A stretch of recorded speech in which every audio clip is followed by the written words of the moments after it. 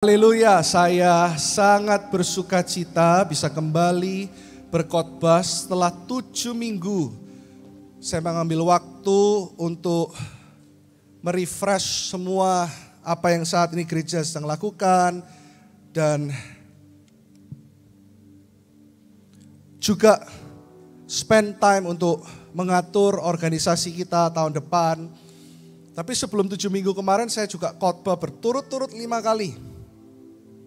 Doakan karena beberapa minggu ini jadwal akan sangat padat dan saya butuh doa Anda semua. Karena minggu ini nanti saya akan khotbah di tempat dari pemimpin kita, Bapak Pendeta Dr. Rubin Adi Abraham, yang jadwalnya sudah dari tahun lalu, Bapak Ibu Saudara.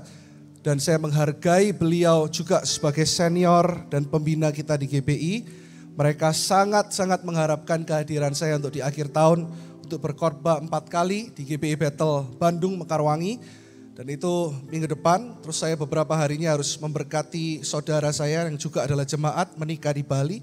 Lalu saya akan balik ke sini hari Sabtu, tepat hari Minggunya kita akan live recording. Kita akan sama-sama merayakan Natal. Siapa yang excited? Tepuk tangan yang dahsyat buat Tuhan Yesus. Lagu yang tadi kita pakai untuk saat teduh ya, kita bisa buka di YouTube karena lagu yang tadi adalah salah satu lagu yang akan direkam minggu depan. I wanna be closer ya. Arrangernya ada di tempat ini ya, adik sepupu saya Kenny, boleh bangkit berdiri Kenny. Ya, dia saat ini bekerja sama dengan musisi senior yaitu Andi Rianto ya. Kenny saat ini bermitra dengan Andi Rianto untuk membuat beberapa lagu, aransemen, layar lebar dan sebagainya. Saya percaya anak-anak New Life dipakai Tuhan dahsyat, diberkati Tuhan di marketplace. Sekali lagi yang percaya tepuk tangan lebih dahsyat buat Tuhan Yesus. Doakan. Dan hari ini kita juga mendoakan WL kita yang biasa yang menciptakan lagu ini, Daniel Tanutama, sedang pelayanan di Lumajang, di kota Lumajang, di GBI Rock Lumajang. Bahkan menyanyikan lagu-lagu New Life yang sudah dirilis karena baru dirilis beberapa minggu. Banyak sekali orang yang sudah diberkati, bahkan mereka minta untuk bisa menyanyikan lagu ini, partiturnya harus segera disiapkan. Dan hari ini Daniel akan membawakan lagu-lagu New Life Worship dan satu kota Lumajang akan diberkati Tuhan. Siapa yang semangat tepuk tangan lebih dahsyat buat Tuhan. Itu karena jemaat ini semakin mencintai Tuhan ya. Dan saya baru kembali juga dari Bali, kami retreat bersama dengan sekitar 25-30 couple gembala sidang seluruh Indonesia, bahkan ada yang datang dari Malaysia yang link, yang networking dengan JPCC gitu ya. Jadi ini teman-teman baiknya Pastor Jeffrey Rahmat gitu ceritanya. Kita retreat full 2 hari bersama dengan ada pendeta Juan Moki, kemarin ada pendeta Andi Cokro, dari Surabaya ada 4 couple, saya dan istri saya, ada sepupunya istri saya itu pendeta Ekstra Sutopo dari Alpha Omega Church dengan istri, ada pendeta Caleb Nathaniel Lim dengan Cik Phoebe, dan juga ada pendeta Raymond dan Lihung ya, jadi 4 couple dari Surabaya. Yang lain dari mana-mana, ada pendeta Juan Moki, ada pendeta Andi Cokro dan sebagainya. Dan bersyukur 2 hari kita di refresh, kita ngomong tentang pergerakan gereja, persatuan gereja. Dan saya sempat shock karena beberapa hari ini flu yang terberat 3 tahun terakhir. Saya sudah minum antibiotik dari dokter di tempat ini, dikasih 5 kali Citromax, masih aja bindeng gitu ya. Jadi hari ini Anda harus semangat. Karena saya masih under minum obat, jadi agak ngeliang-ngeliang sedikit. Lihat Anda semua kayak malaikat semua. Ya, katakan kanan kiri, kamu memang malaikat. You're an angel gitu ya. Baik-baik semua di jemaat New Life Church. Datangnya selalu on time, pujian penyembahan ikut luar biasa. Kok gak ada amin? Haleluya. Ya. Dan saya diberi kesempatan untuk ngomong di satu sesinya Pastor Jeffrey. Saya ngomong sama Coach Jeff, wah ini saya lagi minum obat loh. Are you sure mau interview saya? Nanti saya ngomongnya bisa kanan kiri. Wah gak apa-apa karena saya kagum dia bilang tentang New Life Church. Jadi beberapa staffnya JPCC kesaksian ini gereja yang berkembang di Surabaya. Dan mereka sangat impress karena bisa menjangkau banyak orang. Termasuk orang-orang yang tidak mampu dan sebagainya. Dan semua orang bisa diterima di gereja ini. Itu ternyata terdengar sampai di staff-staffnya JPCC. Saya ngomong singkat satu sesi bersama dengan Pastor Jeff. 3 couple yang diinterview dan kami gembala sidang yang termuda. Dan saya menceritakan tentang Anda dan Anda jadi berkat, sudah jadi berkat di seluruh Indonesia. Ternyata apa yang kita lakukan, yang kita kadang gak sadar, Tuhan pakai itu untuk menjadi berkat. Bahkan sampai gereja-gereja lain. Tepuk tangan yang dahsyat buat Tuhan. Oke, ya, salam dari Pastor Jeffrey untuk kita semua. Dan kita akan masuk ayat tema kita untuk tahun depan. Yaitu closer. Waktu beberapa bulan lalu saya berdoa, saya selalu bulan 9 itu adalah bulan di mana saya berdoa. Saya terus berdoa untuk tema tahun baru. Jadi semua yang di tahun mendatang, Anda tahu gereja sudah punya semua agendanya. Semua sudah lengkap sampai akhir tahun. Jadi kita selalu prepare. Kita tahu bahwa gereja ini akan terus maju dan berkembang. Kita pun harus terus bertobat setiap, kurang keras, selamat itu sekali tapi bertobat setiap, kok gak semangat yang pagi ya. Bertobat setiap. Nah waktu saya berdoa, saya melihat Tuhan Yesus sedang mengetuk ya sebuah pintu yang kita suka lihat di gambar-gambar itu. Dan Tuhan cuma ngomong satu kata, mendekatlah, mendekatlah, mendekatlah. Makanya kenapa setiap hari harusnya doa kita adalah memandang wajah-Mu, mengikuti kebesaran-Mu, mengejar hadir-Mu, bukan berkat-Mu di dalam hidupku.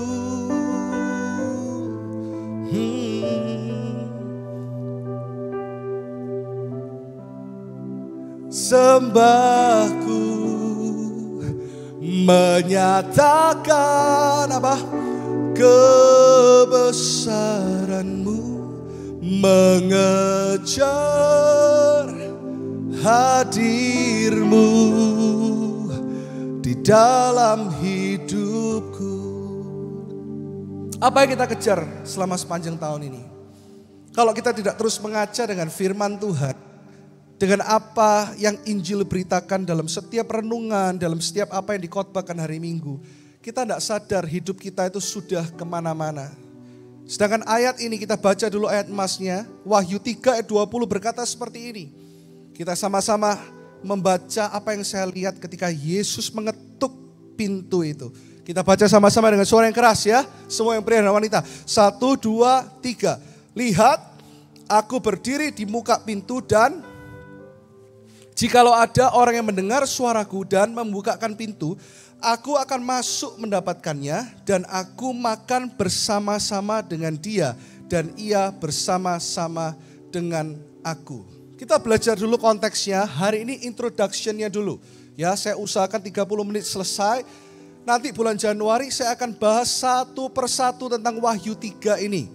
Jadi saya ceritakan dulu, Wahyu 3 ayat 14 sampai 22. Ada 7 gereja dan ini adalah gereja yang terakhir di mana Yohanes di Pulau Patmos mendapatkan penglihatan dan ini adalah gereja yang ke-7. Itu dulu ya. Saya jelaskan dulu konteksnya.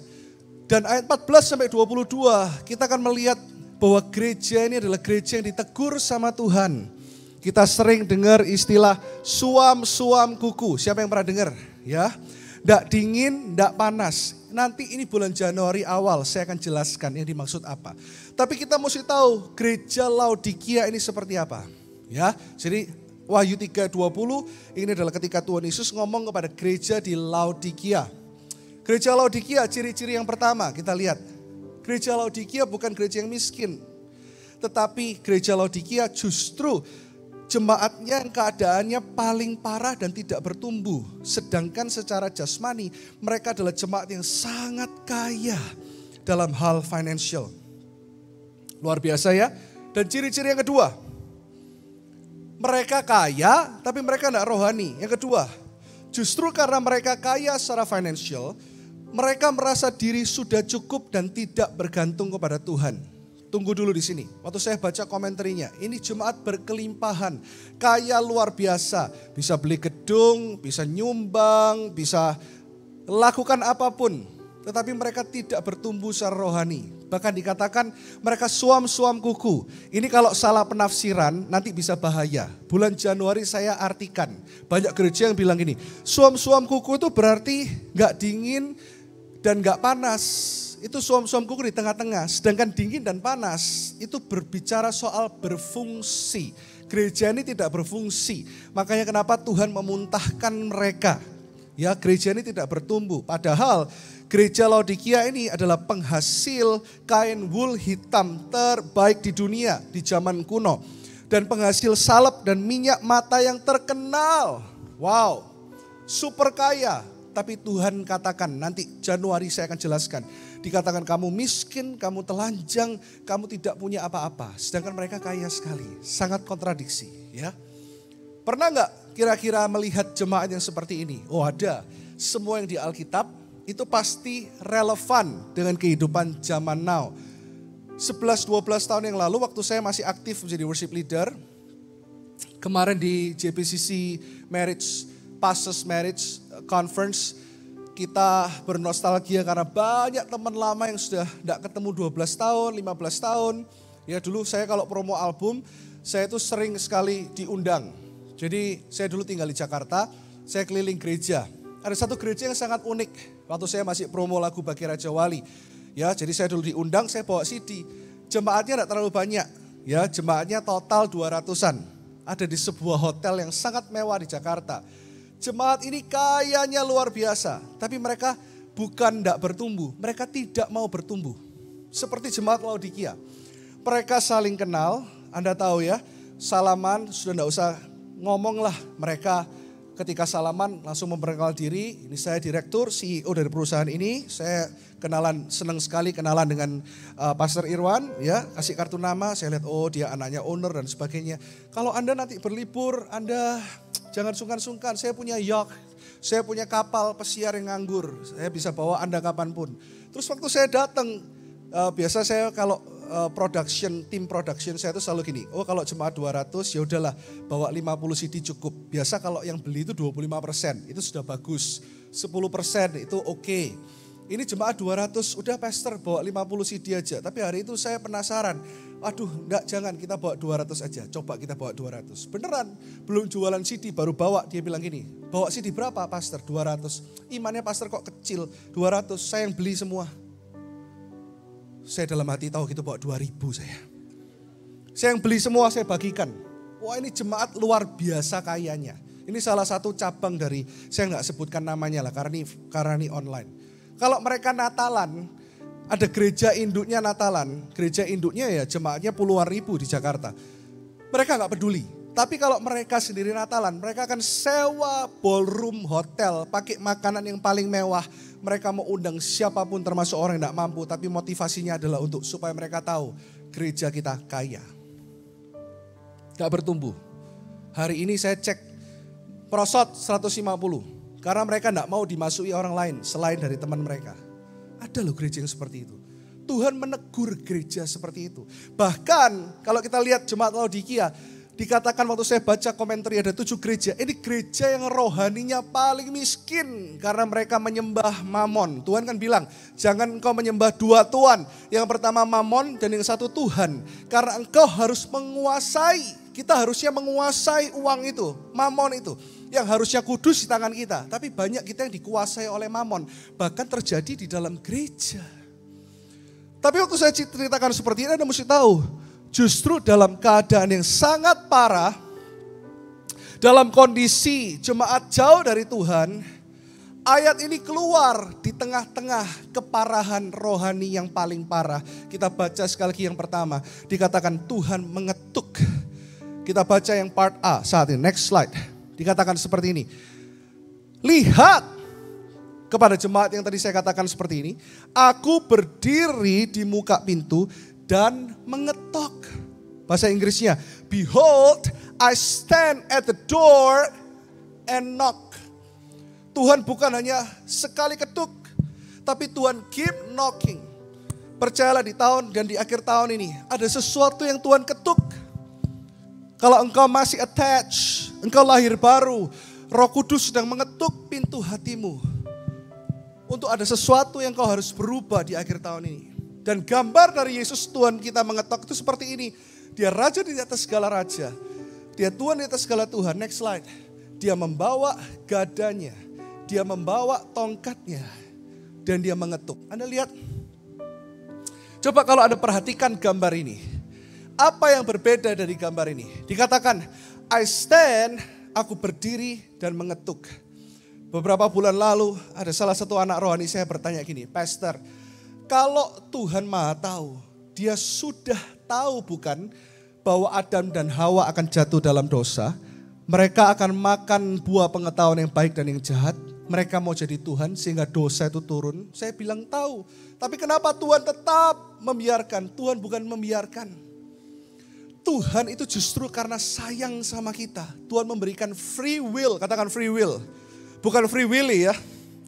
Ya, free will, kehendak bebas, sehingga Tuhan mengetuk dan menunggu supaya manusia dengan kesadarannya, dengan kemauannya, dengan cinta yang dia pilih, dia mau mencintai Tuhan kembali. Itu yang namanya free will.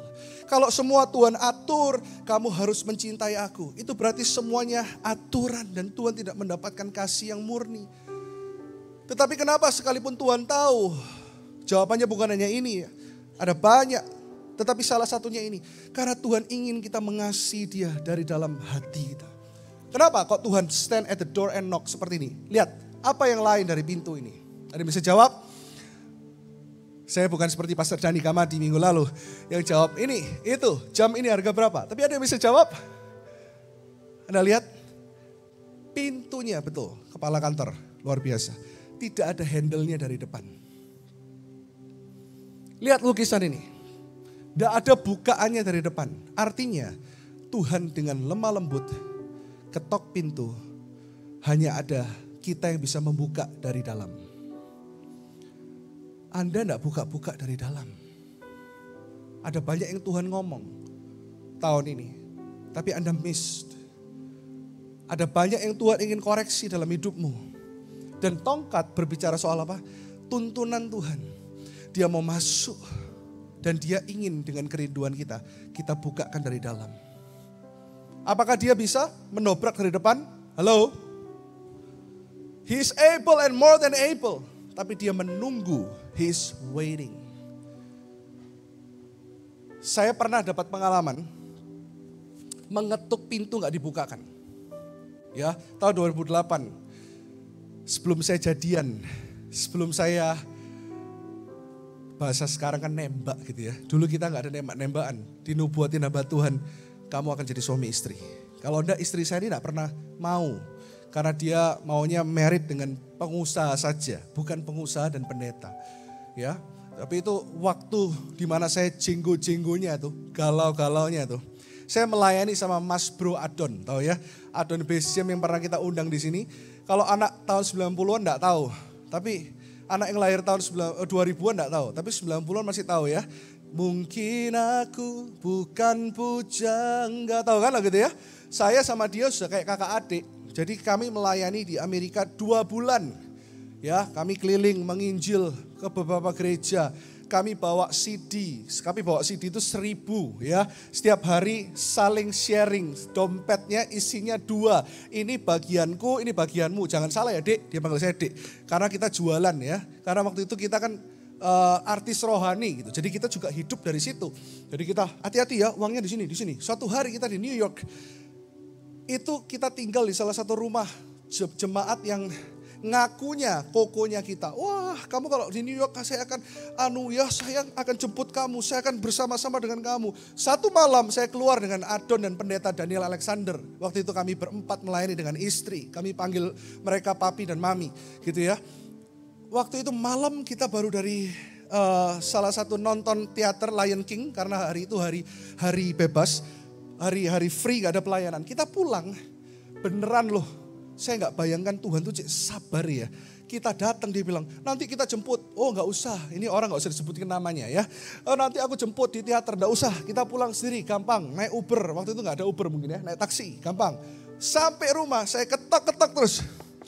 Tok, gak dibukain loh. Saya ketok-ketok, saya ngomong sama Mas Bro. Mas Bro, saya panggil dia kan Kak Bro, Mas Bro. Piye ini ada papi, ini ada pendeta. Sudah usia, ini kok gak dibukain. Tok gak dibukain. Kita turun beneran loh sampai jam 2 pagi. Kita ambil batu. Kita lempar itu jendelanya. Ya Allah dalam nama Yesus. Oh jangan sampai pecah ini ya. Dok gak bangun juga. Sampai jam 3:30 subuh kita. Itu darah muda ya. Pegel saya. Iki piye toh? Ya, Surabaya mulai metu. Akhirnya saya lihat karena Pak Daniel Alexander sudah waktu itu usianya ya sekarang hampir 70, waktu itu mungkin hampir 60. Kita sampai tidur, kita sewa rumah. Sewa rumah lagi. Kita sewa hotel, tidur berempat. Besoknya dia bangun jam 9 pagi, bayangin. Sorry. Aku tadi malam diketok-ketok ya. Aku udah bukakan pintu, sorry. Itu saya benar-benar ngambek, saya bilang. Kalau kita berdua sama Mas Bro ini enggak apa-apa. Mas Bro ini sama saya udah menter. Kena gosokan lah apa segala di Amerika. Sering pelayanan, ini ada orang tua. Anda bayangkan ngetok itu gak dibukakan, kita tuh emosinya luar biasa. Tapi Anda bayangkan, ini raja di atas segala raja loh. Yang mengetok kita untuk he wants to be closer with us. Tapi kita gak buka-bukakan. Dia mengetok, dia ingin mengimpartasikan hatinya buat kita. Dia ingin memberikan hatinya buat kita. Itu untuk keuntungan kita. Tapi kita gak pernah bukakan. Yang pertama yang kita harus lakukan ketika Tuhan membuka pintu adalah gini. Engkau harus rekonsiliasi dengan Tuhan atas apa yang Tuhan ingin di dalam hidupmu. Poin yang pertama tentang behold I stand at the door untuk tahun 2024 adalah gini. The movement toward reconciliation. Kalau hari itu saya mengetok pintu karena saya butuh untuk tinggal di rumah orang itu, bukan? Tapi Tuhan mengetok pintu, kita yang butuh. Tuhan tahu we need help. Tapi kita keras hati sepanjang 2023 ini. Poin yang pertama Anda catat. The movement toward reconciliation and friendship is originated by the Savior. Apa yang dimaksud dengan Tuhan mengetok and knock? Bahasa Indonesianya gini. Inisiatif untuk mengadakan perdamaian. Tuhan ingin berdamai dengan Anda.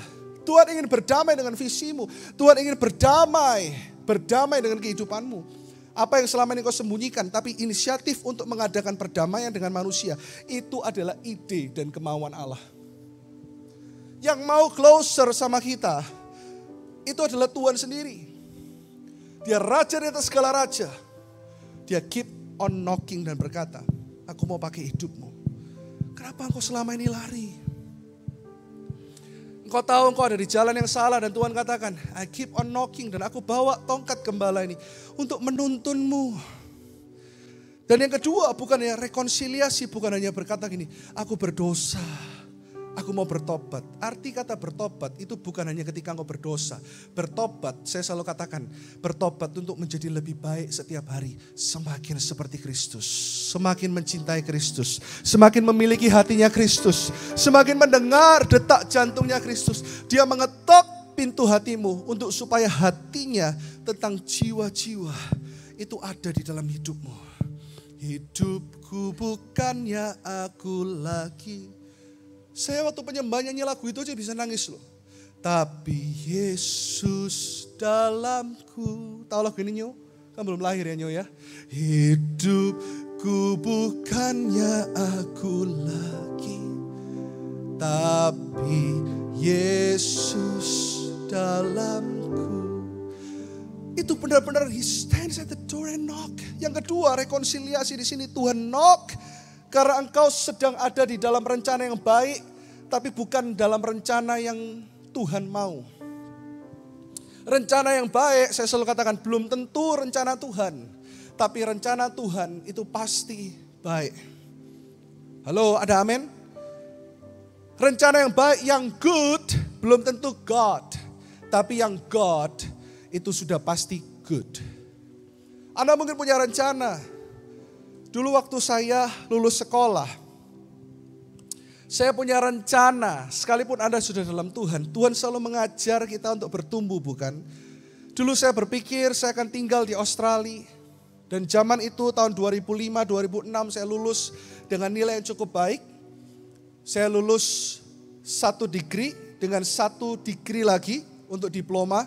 Saya dapat beasiswa untuk yang musik, saya tidak bayar sama sekali. Orang kalau normal harus bayar kira-kira mungkin waktu itu 30.000 mungkin setahun untuk performance. Saya hanya bayar administrasi beberapa ribu saja. Dan waktu saya lulus, zaman itu di Australia sangat terbuka untuk setiap orang bisa jadi warga negara.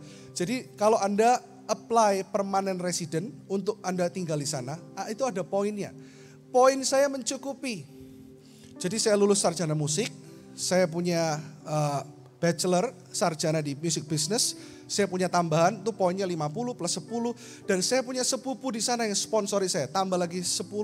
Jadi kira-kira poin saya sudah melebihi dari poin itu. Saya sudah berpikir untuk tinggal di sana, saya pengen jadi musisi, saya mau buka sekolah musik di sana, saya mau melayani Tuhan di sana. Saya punya rencana, saya punya semua, saya plan. Saya sudah mulai ngomong sama mama papa saya, waktu itu mama papa saya sedih. Kamu beneran, kamu anak paling besar. Ya kayaknya di sini aja dulu, mumpung poinku cukup. Semua kita selalu berpikir, oh dengan pikiran kita bisa atur semuanya. Dan waktu itu saya belum bertemu dengan Jessica. Saya punya teman baik di sana ya. Waktu itu saya, ngomongin teman baik karena ada dia. Saya punya teman baik di sana. Saya sudah menjalin hubungan cukup serius 3 tahun, hampir tunangan. Saya ngomong gini nggak apa-apa karena dia tahu hatiku hanya untukmu. Ternyata, tepuk tangan dong. Aku makin cinta. Kemarin Pastor Jeffrey interview saya di depan gembala-gembala sidang hebat. Kenapa kamu bisa bagi waktu? Dari kamu pelayanan, kamu juga masih bekerja dan gerejamu juga lagi sangat berkembang. Kalian masih sangat muda. Saya jawab simpel, yang lain teorinya gini gitu. Saya cuma ngomong gini. Karena saya terus jatuh cinta sama dia setiap hari. Lebih dan lebih. Seperti lagu yang berkata, ku jatuh cinta padanya. Tahu ya, tambah dan dalam dan gitu ya. Saya ngomong, I keep falling in love with her. Tapi waktu itu saya belum ketemu yang terbaik ini. Saya kira yang dulu itu mudah-mudahan dia gak dengar dari online. Dia orang Australia gitu ya, besar di Australia. Saya kira udah 3 tahun, saya sudah hampir tunangan. Dan mama papanya mau kalau anaknya itu tinggal di sana. Dia bilang kamu bisa buka sekolah musik di sini, kamu bisa buka gereja melayani, why not? Tapi suatu hari ketika saya menyembah Tuhan, waktu itu saya masih umur 20-an. Tiba-tiba, waktu saya serahkan hati saya, di tahun closer, serahkan hatimu, serahkan hidupmu. Ketika kita berkata, aku berserah kepada kehendak-Mu. Kini aku percaya. Nyanyikan tuh dari hatimu, Bapak Ibu. Tiada yang mustahil bagimu. Kuasa-Mu kuatkanku. Dasarku berharap. Waktu saya nyanyikan lagu ini belum ada waktu itu ya. Kini aku berserah. Saya lagi melayani Tuhan di tengah konferensi. Waktu itu saya masih menjadi salah satu murid sekolah Alkitab. Jadi waktu itu saya sekolah 3. Saya sekolah major in music business. Saya beasiswa, saya ambil lagi yang musik. Dan saya sekolah Alkitab at the same time. Waktu saya di tahun yang terakhir. Tiba-tiba Bapak Ibu Saudara, saya melihat Yesus ini, Tuhan kita, sedang mengetuk pintu hati saya. Dan dia berkata, semua planmu itu baik anakku. Saya masih ingat saya menyembah Tuhan seperti ini. Ada banyak orang saya tidak peduli, saya nangis. Saya mengalami hadirat Tuhan yang luar biasa. Dan Tuhan berkata, semua planmu baik. Tapi yang baik itu bukan rencanaku. Karena rancanganku bukan hanya baik, tapi sempurna atas kehidupanmu. Seperti itulah Tuhan berkata kepada New Life Church, my plans is not just good, but the perfect one. Terus saya tanya, apa rencanamu Tuhan? Saya kaget, tiba-tiba saya lihat peta Indonesia. Lalu saya lihat peta Indonesia itu begitu kering. Roh Kudus memberikan hikmat, betapa Indonesia membutuhkan Tuhan. Lalu saya mulai melihat ada darah Yesus. Dari ujung Sabang sampai Merauke, darah itu. Oh, memenuhi peta Indonesia. Saya nangis, saya gak tahan, saya nangis. Waktu itu saya masih gak membayangkan jadi gembala. Tapi hari itu Tuhan berkata, maukah engkau menerima hatiku anakku? Mau Tuhan. Go back to Indonesia. Tinggalkan semua. Saya kaget. Secara daging. Duh Tuhan, aku udah mulai apply. Semua cukup, aku bisa tinggal layak. Aku gak ngerepoti mama papaku. Bahkan mungkin aku bisa buka usaha dan merintis gereja di sini Tuhan. Dan waktu itu, dan aku punya teman dekat di sini Tuhan.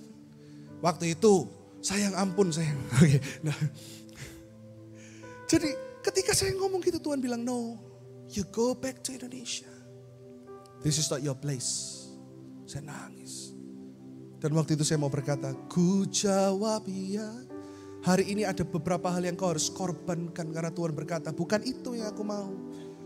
Tapi Tapi Tuhan mau engkau berkorban untuk sesuatu yang lebih baik. Anda yang bisnisnya masih abu-abu, Anda yang masih bingung ini dan itu, Anda yang masih gak sungguh-sungguh dalam Tuhan. Jangan katakan, aku mau life group karena gereja yang suruh. Jangan. Tapi ketika Tuhan mengetok, ada sesuatu yang berubah. Ada satu quote yang muncul ketika saya siapkan khotbah ini kemarin. Quote ini berkata seperti ini. Kita baca sama-sama, jika Yesus Kristus yang mempunyai bumi, langit dan segala isinya mau merendahkan dirinya untuk mengetok pintu hati kita. Siapakah kita yang selalu ingin meninggikan diri kita? Sekali lagi, ya, kita baca sama-sama yuk dengan suara yang keras semua gembala pelayan Tuhan di pagi ini. 1, 2, 3 apa? Jika Kristus yang mempunyai bumi, langit dan segala isinya mau merendahkan dirinya, siapakah kita yang selalu ingin meninggikan diri kita? Nanti Anda jangan penasaran, terus ceritanya gimana pastor? Panjang, bukan hari ini. Ya. Sebelum saya ketemu dengan Jessica waktu itu, saya harus mengakhiri relationship karena visi berbeda. Yang satu tidak bisa tinggal di Indonesia, saya tidak bisa tinggal di Australia dan sebagainya. Nanti. Drama musikal tahun depan, haleluya. Jika Kristus, yang mengetok pintu hati kita, dia punya segalanya. Dia punya segala jawaban, dia punya segala karunia. Dia mengetok tapi Anda belum buka hari ini. Open the door for him to come in. Jangan jadi seperti gereja jemaat Laodikia yang keras hati. Yang kedua, yang terakhir. Wahyu 3:20b berkata seperti ini. Jikalau ada orang yang mendengar namaku dan mendengar suaraku dan membukakan pintu, aku akan masuk mendapatkannya dan aku akan makan bersama-sama dengan dia. Berhenti dulu. Yang saya bold, yang saya garisi kuning, yaitu gini. If anyone hears my voice and opens the door. Jika siapapun, jika ada orang, Tuhan tidak pilih-pilih. That's why di tahun closer, gereja ini harus semakin membuka pintunya, membuka pelayanannya, membuka life groupnya untuk orang-orang yang berdosa. Karena kita gak lebih baik dari mereka. Saya melihat ada pertobatan. Surabaya menjadi kota pujian. Saya ketemu 10 hari yang lalu dengan pendeta Timotius Arifin. Dia berpesan, dia bilang gini. Ini, saya 72 tahun. Saya tidak tahu masih berapa lama lagi. Tapi hari ini saya kuat. Dia energik. Tapi dia bilang gini. Saya sengaja kemarin saya ketemu dengan Philip. Dan hari ini saya ketemu dengan kamu. Karena anak-anak muda inilah. By the way, saya dengan Pak Philip masih beda 12 tahun ya. Jadi dia ketemu dengan generasi yang di atas saya, yang termasuk muda dan yang paling muda. Dia berkata, aku mau titipkan pesan Tuhan ini. Surabaya akan jadi kota pujian karena aku tahu kamu adalah pemuji dan penyembah. Saatnya untuk kamu mengimpartasikan lebih supaya jemaat merasakan hatimu. Tahun depan Anda jangan kaget, saya akan terus khotbah tentang closer, saya akan khotbah tentang hati Bapa, saya akan khotbah tentang penyembahan, saya akan khotbah tentang keluarga. Karena di mana engkau beres dalam keluarga, sejauh mana keluargamu beres, sejauh itulah Tuhan akan membawa engkau sukses di luar sana. Jangan dibalik. Ini tahun di mana kita merapatkan life group, merapatkan semua pelayanan. Kita mulai lagi dari awal. Di tahun yang baru, orang berkata, hari Kamis, apakah kita sudah berkembang? Hari Kamis dulu cuma 20 orang kalau kebaktian. Sekarang kita membiayai lebih dari ratusan orang, 250 orang hari Kamis saja kebaktian tempat ini. Tapi apakah itu cukup? Tuhan berkata, dan saya melihat revival, artinya gini, revival, kebangunan rohani gak akan terjadi kalau kita cuman menjangkau satu ras dan suku dan satu perekonomian tertentu. Tapi gereja ini harus bisa menjangkau dari siapapun, dari kapanpun, dari manapun, mereka pakai baju apa, mereka dari latar belakang apa, mereka punya uang atau gak punya uang. Gereja ini harus jadi jawaban buat semua orang. Dan ini pesan untuk semua life group, untuk kita membuka hati kita, membuka rumah kita, untuk supaya if anyone, Tuhan bilang anyone artinya semua orang. Poin yang terakhir, poin yang kedua di tahun yang closer itu seperti ini. The invitation of the gospel is made to all. Tuhan invite kan, itu undangan. Kalau semua siapapun yang dengar namaku, Tuhan mengundang. Artinya gini, berita baik adalah untuk semua orang tanpa terkecuali. Tuhan gak cuma knock kepada orang kaya. Tuhan gak cuma knock kepada orang yang berpakaian layak, tapi semua orang. If anyone hears my voice, siapapun yang mendengarkan suaraku, aku mau duduk makan bersama-sama dengan dia. Penjangkauan akan terus dilakukan. Berita baik akan terus disebarkan. Anda tahu waktu KKR kesembuhan, saya nggak tahu kenapa kok Tuhan terus kasih hati untuk orang-orang yang kurang mampu, orang-orang yang bahkan latar belakangnya tidak Kristen. Anda tahu untuk mengurusi mereka gak gampang. Kita punya full timer khusus, ada 12 volunteer kira-kira. Betul Ninis? Yang setiap Kamis melayani di tempat ini. Kemarin gereja ini masih melayani juga di penjara dan sebagainya. Ketika KKR kesembuhan, saya boleh jawab jujur kepada Anda. Mereka jauh lebih semangat untuk menjangkau teman-temannya. Karena mereka gak punya uang. Mereka jangkau orang-orang yang tidak Kristen. Bagaimana kita mau melihat Surabaya kota pujian? Maaf, kalau gereja-gereja hanya fokus kepada ras tertentu. No. Bahkan sebelum gedung ini ada, saya melihat seluruh ras, suku, bangsa, bahasa. One day kalau Tuhan gerakkan kita buka international service. Kita punya satu pendeta bule, kenapa enggak kita gunakan dia lebih lagi? Halo? Kita jangkau lebih banyak. Kita jangkau lebih banyak. Penjangkauan bukannya dilakukan ketika hari Minggu. Tapi tahun depan akan lebih banyak pertemuan antara gembala untuk Anda mengerti hati Tuhan melalui hati para gembala senior di tempat ini. Melalui life group lah. As we grow bigger, we grow smaller. Semakin kita bertumbuh semakin banyak, kita harus bertumbuh semakin kecil. Life group. Setiap Selasa kami pun para gembala sidang dan full timer, kami berlive group jam 9.30. Sebelum kami mulai meeting, mereka satu-satu dijadwal khotbah setiap minggu. Saya dan Pastor Kasten mendengarkan, ada menyembah bersama-sama. Kita share beban kita masing-masing. Penatua pun berlive group. Live group adalah tempat di mana Tuhan mengetuk pintu hatimu untuk jiwa-jiwa. Saya bertumbuh juga ketika saya mengembalakan live group. Suatu hari di Jakarta ketika saya mengembalakan beberapa artis. Saya gak sebutkan namanya. Tapi kalau saya sebutkan beberapa Anda tahu. Di live group lah orang dipulihkan. Satu hari ada satu teman saya. Gereja harus marak dan harus tahu tentang LGBTQ. Saya sudah hubungi Pak Yakub Trihandoko, tolong Pastor Kasten catat, saya gak mau lupa. Tahun depan kita bikin seminar, beliau sudah setuju untuk khusus membicarakan tentang LGBTQ. Apakah ini dari lahir, orang yang suka sama jenis, apakah memang terlahir seperti itu, kita akan bahas tuntas tahun depan. Ya, saya sudah japri Pastor Yakub, dia sudah setuju.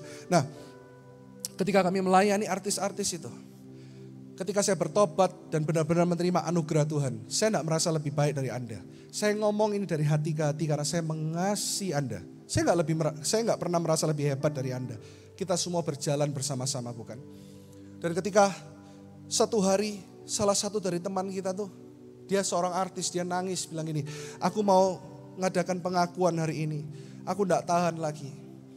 Dia nangis, kenapa? Singkat cerita, dia ngomong gini, kalian tidak tahu bahwa selama ini aku homoseksual. Waktu itu saya pemimpin selnya. Saya yang bentuk komunitas itu. Jadi dia berdiri di depan kita yang beberapa orang seperti orang di sidang. Tapi waktu dia ngomong itu, dia heran karena wajah kita semua biasa-biasa saja. Lalu waktu dia sudah nangis-nangis dia bilang, loh kalian gak ngejudge aku. Kenapa kok kalian wajahnya biasa? Saya jawab yang pertama, karena aku udah tahu. Ketawa semua. Aku udah tahu, it's obvious. Saya bilang. Terus, tapi aku tahu aku gak lebih baik dari kamu. Kita semua diselamatkan oleh anugerah, bukan? Gereja ini tidak mentoleransi LGBT, jangan salah ya. Ya, homoseksual dosa di hadapan Tuhan, titik. Sama juga orang menfitnah, dosa di hadapan Tuhan, titik. Anda di live group kerjaannya gosip, Anda gak mau terima orang lain, itu juga dosa, titik. Dosa di hadapan Tuhan, titik. Dosa. Tapi ketika orang itu menangis, dia datang sampai sungkem-sungkem sama saya. Saya peluk dia dan saya bilang, bro itu salah, tapi kamu bisa sembuh. Singkat cerita dia bukan hanya homoseksual, dia bukan hanya gay, tapi dia sudah terkena HIV. Bayangkan dulu saya harus buka rumah saya, ada 2-3 orang HIV untuk komsel di rumah saya, di apartemen saya di Jakarta. Apakah itu mudah? Awalnya saya juga takut. Karena saya dikasih tahu sama salah satu jemaat, pastor itu HIV. Waduh, pakai gimana ya?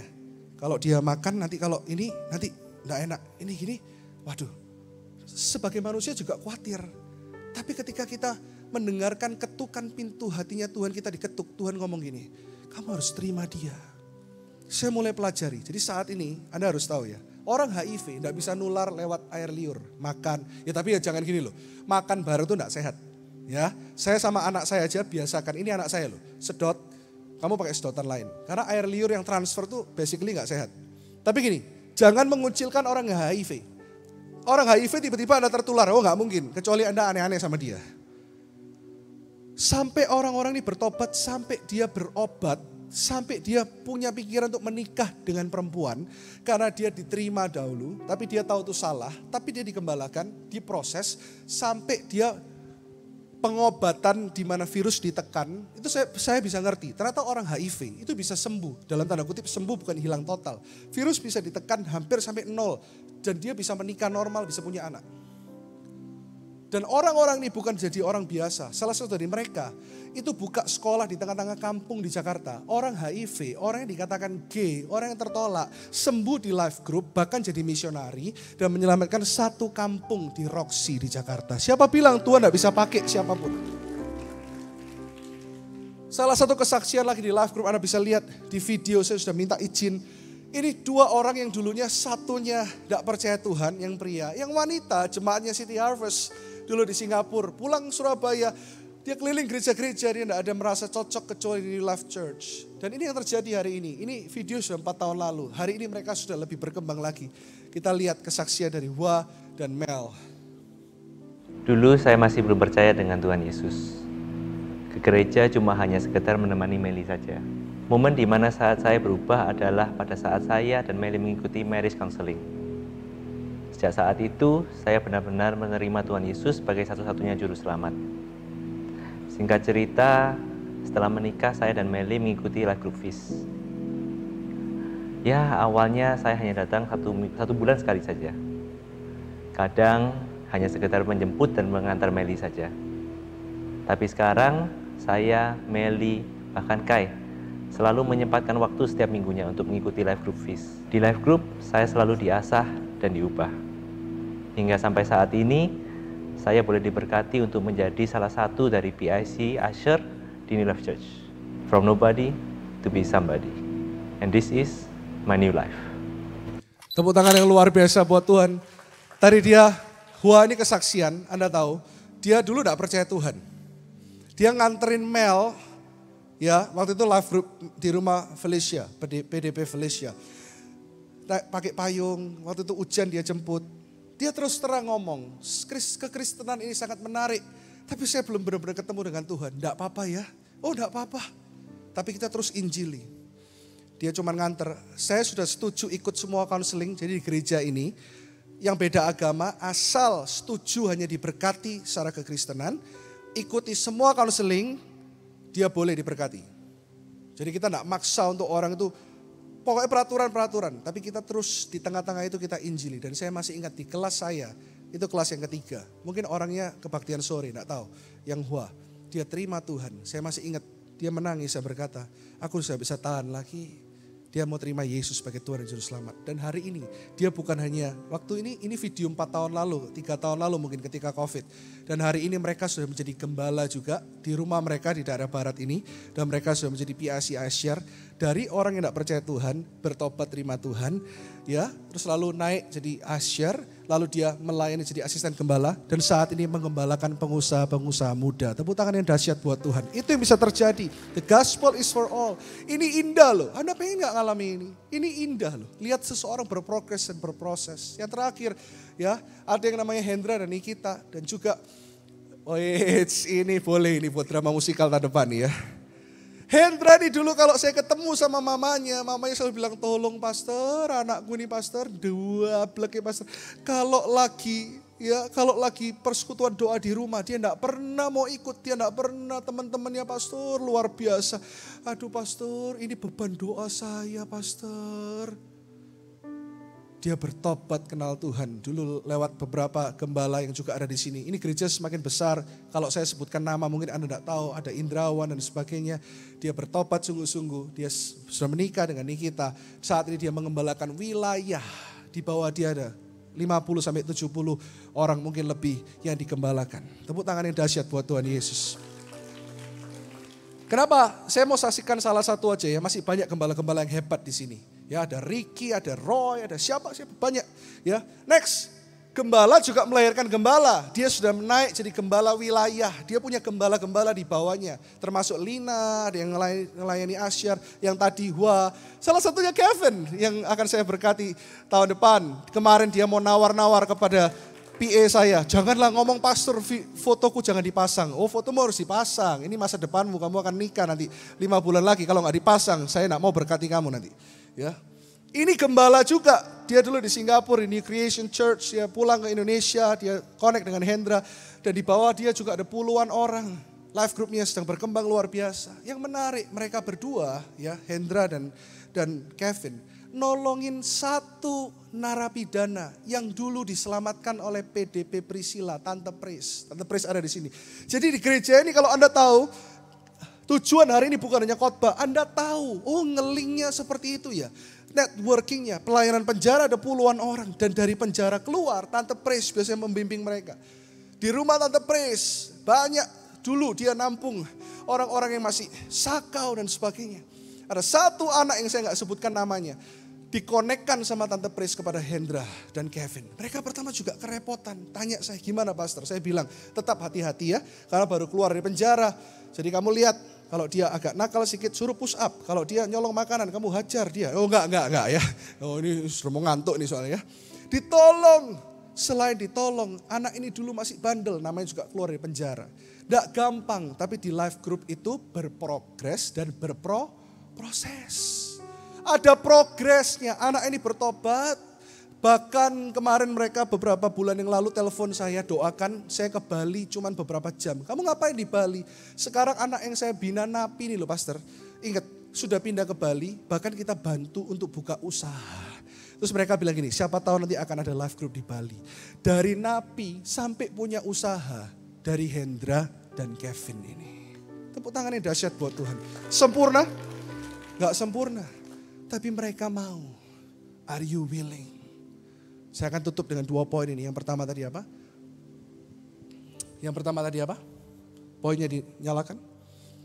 Inisiatif untuk mengadakan perdamaian. Itu adalah inisiatif Tuhan. Dan yang kedua, the gospel. Berita baik adalah untuk semua orang. Tapi bagaimana untuk semua orang itu Tuhan?